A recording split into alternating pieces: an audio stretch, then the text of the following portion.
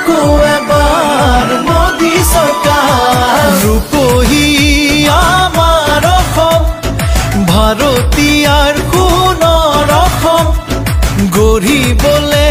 আমি এখন প্ৰগতিশীল সোণৰ অসম দলে বলে যাওঁ আহা একেলগে